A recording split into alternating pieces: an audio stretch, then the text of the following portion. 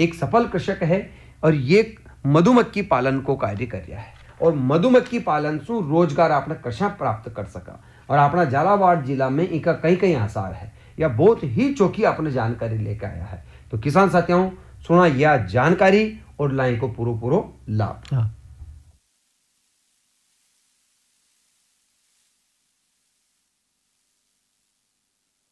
किसान साथियों राम राम। किसान साथियों आज युवा वर्ग खेती से उनको रुझान कम होतो जा रहा है। खेती में परंपरागत तरीका से आपने जो खेती कर रहा है घाटा को सौदो भी खेती होती जा रही। ऐसी बात नहीं है कि खेती घाटा को सौदो है। अगर खेती में नवाचार तरीका से आपने खेती करा तो निश्चित तौर पे खेती एक फायदा को सौदो है और कई ऐसा तरीका है जिससे आपने कम लागत में अच्छा मुनाफो भी कमा सका। खेती के साथ जैसे बागवानी भी आपने कर सका, सब्जी भी बो सका और मछली पालन कर सका, पशु पालन कर सका। और एक और असली नवाचार है मधुमक्खी पालन जो अपना झालावाड़ जिला में बहुत ही कम किसान करे। तो आज बहुत अच्छी आपने जानकारी लेके आया है कि मधुमक्खी पालन में रोजगार का अवसर किस प्रकार से है या मधुमक्खी पालन की जानकारी आज अपना दे रहा है अपना एक उन्नत और जागरूक किसान जो है भीमराज नागर धाकड़ जो रेवा वाला है खानपुर ग्राम पुंगाखेड़ी का रेवा वाला है। भीमराज जी कार्यक्रम में आपको स्वागत है। राम राम साहब। जय श्री राम साहब। किसान भाइयों सब। भीमराज जी सबसे पहले तो आप यह बताओ चाहो कि मधुमक्खी पालन की प्रेरणा आपको कहाँ से मिली? हमारे क्या पहले हम पढ़ाई लिखाई करके गांव में रहते थे तो हमारे खेतों पे हमारे सरदार लोग सरसों के सीजन में हमारे खेतों पे पेटी लगा देते। हाँ हाँ साहब। हम बीच बीच में वहाँ पर खेत पे जाते थे तो मधुमक्खी की पेटी को देखते थे तो हम भी वहाँ बैठ जाते थे ऐसे। हाँ। हमने वहाँ देखा उन्होंने शहद निकालते उनको देखा तो हमने जाना उनसे पूछा कि शायद एक बक्से से कितनी इनकम हो जाती है। अच्छा। तो उनकी वहाँ 300 पेटी लगी हुई थी तो हमने देखा तो उनमें उन्होंने शहद निकाला तो 50 बाल्टी शहद निकला एक बार में। अच्छा। तो एक बार में 50 बाल्टी निकला। हमने काउंट किया। हाँ। हमने पूछा साहब एक बाल्टी कितनी हो जाएगी? हाँ। उन्होंने बोला एक बाल्टी का वेट है 30 kg। हाँ हाँ। और रेट कभी कम ज्यादा फसल की रेटों के हिसाब से कम ज्यादा चलती है। हाँ। फिर भी ये 100 से 200 के बीच इसकी रेट चलती है। अच्छा साहब। रो मेटेरियल की। तो हमने पूछा एक बाल्टी में मान लो मिनिमम 30 kg तो 5000 की बाल्टी लेके चलो। अच्छा। तो 5000 की बाल्टी में एक बार में उनके सौ निकला 1.5 लाख का 300 बक्सों से। 300 बक्सों से 1.5 लाख का एक अनुमानित एक बार में शहद निकला इनके। तो हमने सोचा यार सौदा अच्छा है जब सरदार लोग बाहर तो यहाँ इनकम कर रहे हैं अपन को सरसों की फसल भी अपनी यहाँ होती है धनिया की अपनी यहाँ होती है।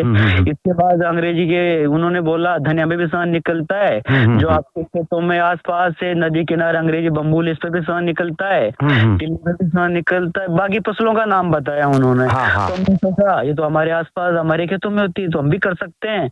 तो धीरे धीरे मैं उनके यहाँ बैठने लगा बातचीत करने लगा थोड़ा नॉलेज सीखने लगे उनके साथ साथ मैं भी काम करने लग गया।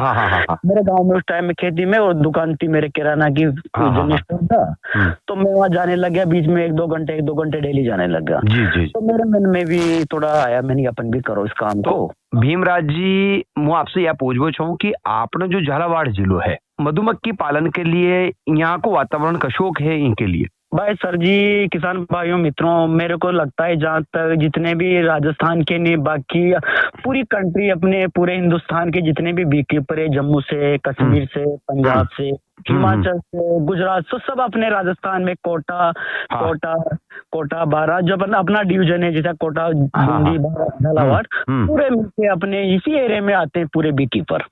अच्छा अच्छा। तो झालावाड़ सबसे उपयुक्त स्थान बताओ मधुमक्खी पालन के लिए? उपयुक्त स्थान झालावाड़ जिला है। कोटा बेल्ट पड़ती है 12 बेल्ट पड़ती झालावाड़ क्रॉसिंग में जितने भी गांव है झालावाड़ जिला पूरा अवेलेबल है। मैं कहता हूँ ये राजस्थान में नहीं सर ये पूरे भारत देश में नंबर 1 पा सकता अगर यहाँ पर किसान भाइयों को पूरी जागरूकता मिले। जितने भी अधिकारी है केवीके के हॉर्टिकल्चर के ये कसन बन के उसको आगाज करे सारथी बन के तो अपन सब मिलके चाहें तो यहाँ हम खेती की बराबर शहद से इनकम कर सकते हैं। वाह साहब भीमराज जी बहुत छोटी बात बताई।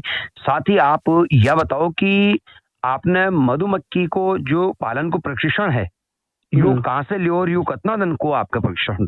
सर जी जैसे हमने रियल में तो पूरा काम मधुमक्खी में पंजाबी सरदारों के साथ सीख ही लिया था। तो फिर भी डॉक्यूमेंटली के हिसाब से हमें जरूरत भी होती थी भाई किन किन ऑफिसों में लोनिंग की व्यवस्था होती है कहाँ से सब्सिडी मिलती है।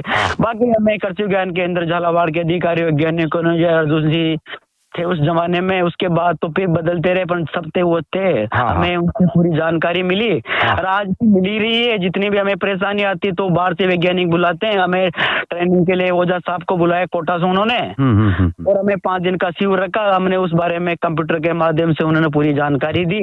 और बोला भाई एक बक्से में इतनी सब्सिडी मिलती है आपको। उसमें उस टाइम को मान लो 20 बक्सों पे 30,000 की सब्सिडी मिल रही थी। तो हमने सब्सिडी दिलाई उन्होंने और पूरी जानकारी दी। और अभी भी दे रहे हैं, हमेशा देते रहे हैं। अच्छा, बहुत ही उनका सहयोग रहा, आज भी उनका सहयोग है। हमें विजिट के लिए बाहर भी भेजते हैं, कभी जब भी यहाँ ट्रेनिंग होती है तो हमें बुलाते हैं। सब जानकारी हमें कृषि विज्ञान के अंदर और हॉर्टिकल्चर के माध्यम से कैलाश साहब जैसे सबने हमें पूरी सब्सिडी के तौर पे भी पूरी। तो साहब आप यहाँ से प्रशिक्षण भी मिलियो, और प्रशिक्षण के बाद जैसे मैं आपसे पूछना चाहूँ कि आपने जो बक्सा रहे मधुमक्खी पालन का, तो यहाँ में प्रति वर्ष आपने कतरो खर्चो एक बक्सा पे आ जा, और आपने प्रति वर्ष कतरो मुनाफो एक बक्सा सु कमा सका, एक मोटो अंदाज आपने किसान साथियों के तैयार बताओ। हाँ बिल्कुल सर जी, किसान भाइयों, एक बक्से से मिनिमम रेट जैसे सांत की रेट है घटती बढ़ती रहती है। तो मधुमक्खी एक बक्से में 10 फ्रेम होते हैं, मधुमक्खी की प्लेटें होती है 10। अच्छा, एक छत्ता बनाती है वो, अब लकड़ी के फ्रेम होते हैं उनमें एक बॉक्स में 10 छत्ते होते हैं। तो जैसे सांत की रेटें कम ज्यादा होती रहती है तो फ्रेम की रेट भी कम ज्यादा होती रहती है। फिर भी मैं एवरेज में लेके चलते हैं अपन 5,000 से 5500 के 20 बक्से की रेट कॉस्ट आती है। अच्छा साहब, अच्छा। तो उसमें विद सुपर भी आ जाता है, उसमें सुपर चैम्बर भी आ जाता है, स्टैंड भी आ जाता है, उसमें बाकी सब चीज कंप्लीट हो जाता है वो। अच्छा साहब, अच्छा साहब। उसमें एक बक्से में अपन साल भर में कम से कम मिनिमम लेके चलो आप 60 से 70-50 केजी शहद प्रति बॉक्स से 12 महीने में निकल जाता है अपन को। वाह साहब, वाह साहब। तो यू कम से कम आपने एक बक्सा से भी 2 बक्सा से शुरुआत कर सके किसान, और ज्यादा बक्सा बढ़ा सके, या कम से कम कितना बक्सा से आपने मधुमक्खी पालन शुरू कर सकते? देखो वो किसान के ऊपर डिपेंड करता है। मैं तो कहता हूँ किसान भाइयों से जिसके पास जमीन कम है, जायदाद कम है, कोई इसमें जमीन जायदाद बीच में रोड़ा नहीं आ रहा, वो चाहे तो 5 बक्से से काम चालू कर सकता है। जमीन की कोई आवश्यकता नहीं उसको। वो किसी के खेत पे जहाँ जमान सरकारी जमीन होती है वहां पर खाली जगह में अपनी बी बॉक्स लगा सकता है, क्योंकि मधुमक्खी 3 किलोमीटर रेंज में शहद लेके आ जाती है। अच्छा साहब, अच्छा साहब। किसान भाइयों को ऐसा भी नहीं कि मेरे घर की जमीन वैसे भी नहीं चलेगी, बिना जमीन वाला भी कर सकता है, और 5 बक्सों से भी कर सकता है, 10 आदमी मिलके भी कर सकते हैं।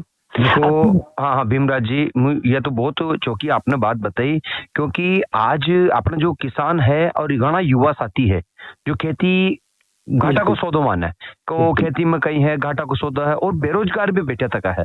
तो उनके लिए तो एक स्वर्णिम अवसर है कि यो मधुमक्खी पालन करे और अपना आर्थिक उन्नति भी होवे, और साथ ही साथ पर्यावरण के लिए भी मधुमक्खी फायदो करे।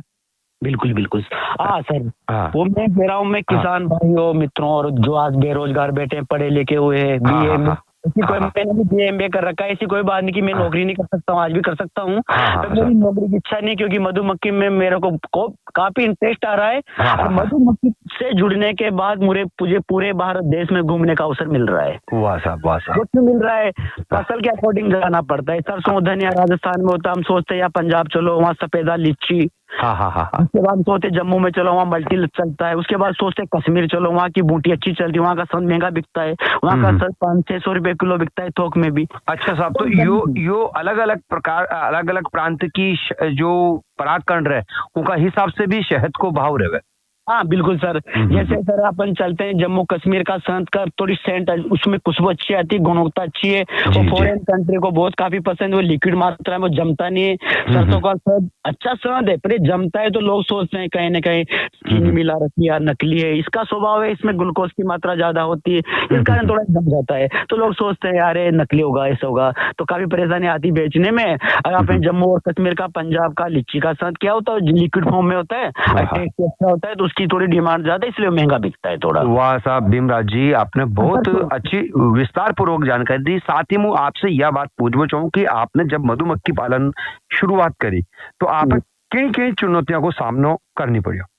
सर पहली बात तो हमें बहुत चुनौतियों का सामना ऐसे करना पड़ा। हम गांव से रहने वाले थे। गांव में आज भी हमारे राजस्थान में ऐसी प्रथा है, या घर छोड़ के जाएगा, क्या करेगा, बाहर जाएगा, कहाँ जाएगा, टेंटों में रहेंगे, कैसे करेंगे, मधुमक्खी मक्खियां काटेगी। तो घर वालों से, परिवार वालों ने, सबसे, दोस्तों से, सबसे हमें थोड़ा किन भावना रही है। मधुमक्खी में मजाक टाइप बन की है मधुमक्खी वाले। सबने पहले नकारात्मक भाव वाली बात करी। और फिर उसके बाद इसमें मधुमक्खी थोड़ा छोटा प्राणी है और काफी समझदार जीव है। हमारे नेचर के लिए, हमारी प्रकृति के लिए इसका होना उपयुक्त है, क्योंकि इंसान से पहले मधुमक्खी हमारी धरती पे आई थी। ये मुख्य वैज्ञानिक आइंस्टाइन ने बोला है। और मधुमक्खी इस पृथ्वी पे से खत्म हो जाए तो अगले 5 सालों में इंसान को भोजन पर्याप्त मात्रा में नहीं मिलेगा, क्योंकि 70% भोजन मधुमक्खी के पराग पोलिनेशन के कारण ही फल फूल बनते हैं, वो बनना बंद हो जाएगा, फसल भाग लेना शुरू हो जाएगी और पैदावार शून्य के मुकाबले हो जाएगी। तो इसलिए ये मधुमक्खी नेचर का काम भी कर रही है, हम देश के लिए भी अच्छा काम कर रहे हैं। बिल्कुल साहब, प्रकृति की भी एक तो सुरक्षा है, साथ ही साथ अपनी भूमि, अपना पर्यावरण, वातावरण सबके लिए फायदेमंद है मधुमक्खी पालन। तो ये तो बहुत अच्छी आपने बात बताई। साथ ही आपने जो किसान साथी सुन रहा है, तो आपने यो पूछना चाहा कि जैसे मधुमक्खी पालन कोई शुरुआत करवो चाहे तो उन्हें एक तो प्रशिक्षण की जरूरत है, साथ ही साथ मधुमक्खी पालन में आपने यहाँ पर कई कई सावधानियां उन्हें रखनी पड़े। हाँ सर, बिल्कुल, आपने क्वेश्चन बहुत अच्छा किया। इसके समाधान भी हमारे पास है। पहली बात तो प्रशिक्षण के लिए वो कृषि विज्ञान केंद्र में जाए, झालावाड़, जो भी हर जिले में मिलेगा आपको कहीं न कहीं। तो उसके माध्यम से वैज्ञानिक लोग पूरी जानकारी वहाँ देंगे आपको। मधुमक्खी इतने में बक्सा आता है, उनसे लो। फिर उसके बाद कोई सफल व्यवसाय कर रहा है मधुमक्खी पालन, बी कीपिंग अच्छी ढंग से, उसके बाद 10-15 दिन, 1 महीने रुको, उसे जानकारी लो, उसके साथ रह के काम सीखो। उसके बाद आप 10-20 बक्से उसी के साथ ले लो, उसी के साथ रख लो, धीरे धीरे काम सीखो। 1 साल उसके साथ पूरा काम सीख लो, अगले साल आप 2-5-10 लाख इन्वेस्ट कर सकते हो, अच्छे वक्ता बन जाओगे, अच्छे प्रशिक्षण ले लोगे आप, तो कंप्लीट आप एकदम से परफेक्ट हो जाओगे, तो आप अच्छा काम कर सकते हो।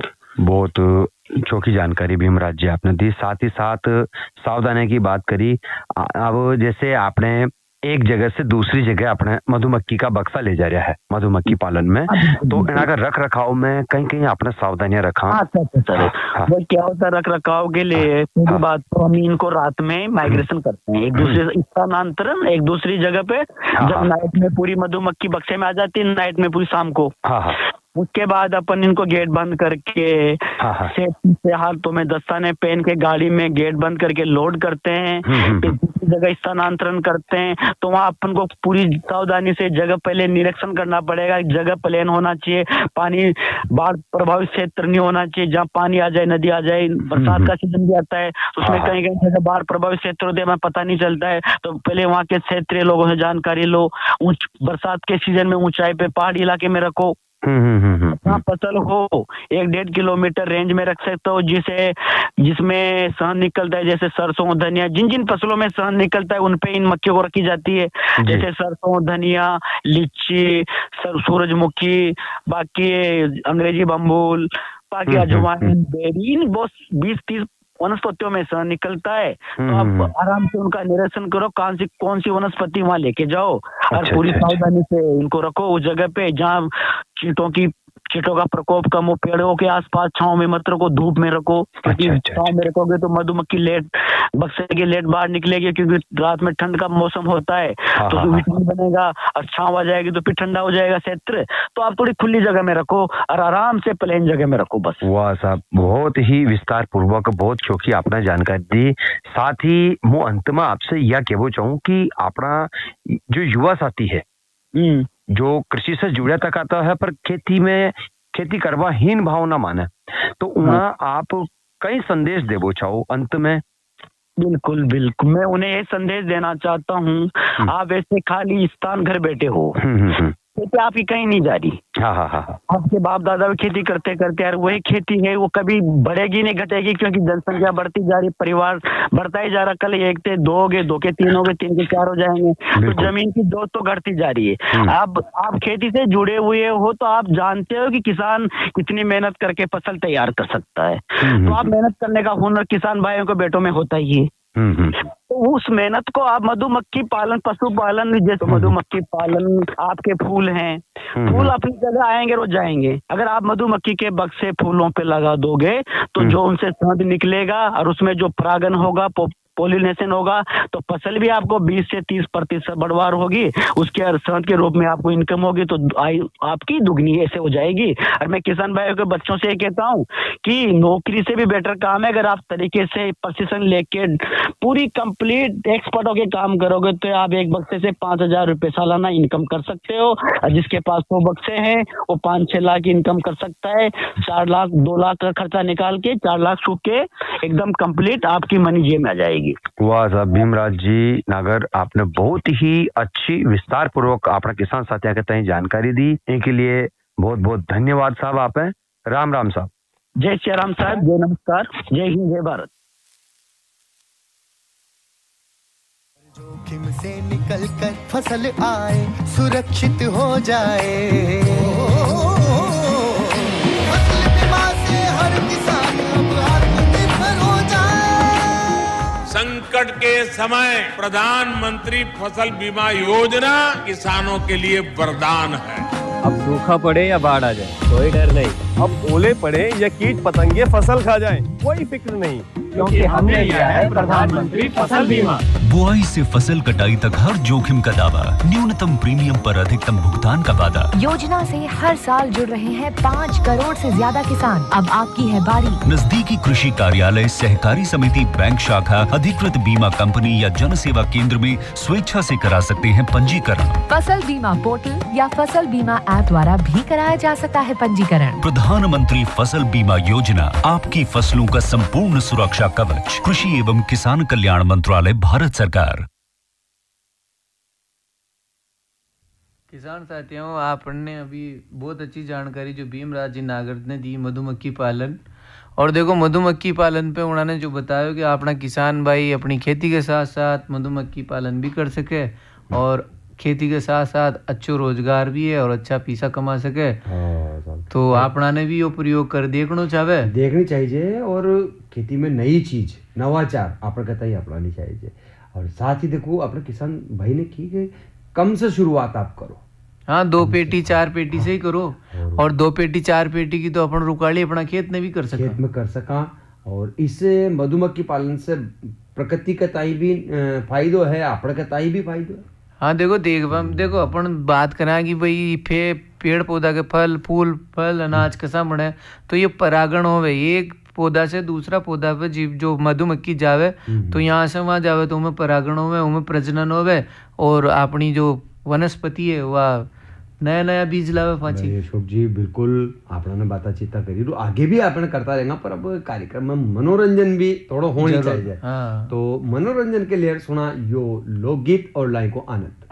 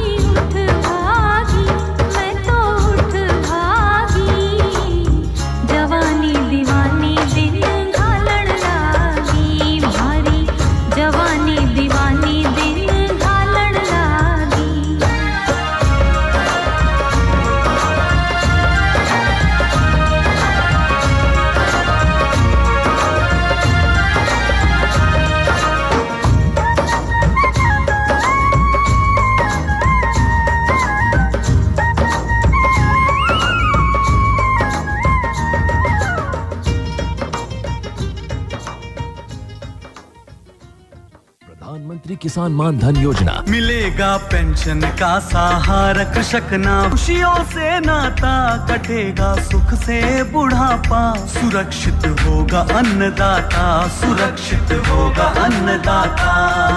प्रधानमंत्री किसान मान धन योजना से लघु सीमांत किसानों का भविष्य होगा सुरक्षित और 60 वर्ष की आयु से 3,000 रूपए मासिक पेंशन होगी सुनिश्चित। 55 रूपए से 200 रूपए की मासिक किश्त देकर प्रवेश कर सकते हैं। 18 से 40 वर्ष तक के किसान इस अंशदायक योजना में सरकार देगी बराबर का योगदान। सभी किसान भाई बहन इस योजना के लाभ के लिए जन सेवा केंद्र में जाएं और अपना निःशुल्क नामांकन कराएं। प्रधानमंत्री किसान मान धन योजना, अन्नदाता के परिश्रम को संबल, पेंशन से सुरक्षित उनका कर। कृषि एवं किसान कल्याण मंत्रालय, भारत सरकार द्वारा जनहित में जारी।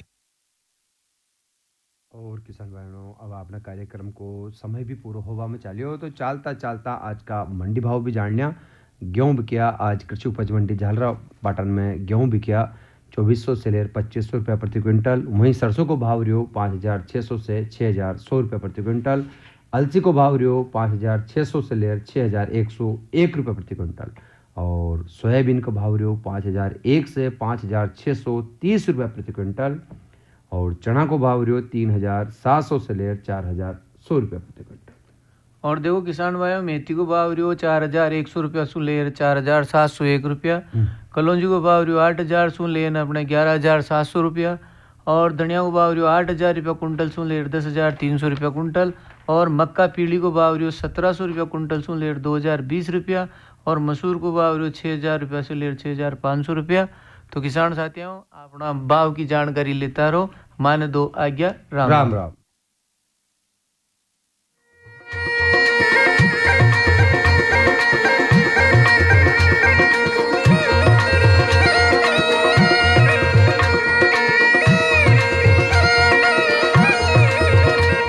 इस कार्यक्रम के प्रायोजक थे कृषि एवं किसान कल्याण मंत्रालय, भारत सरकार।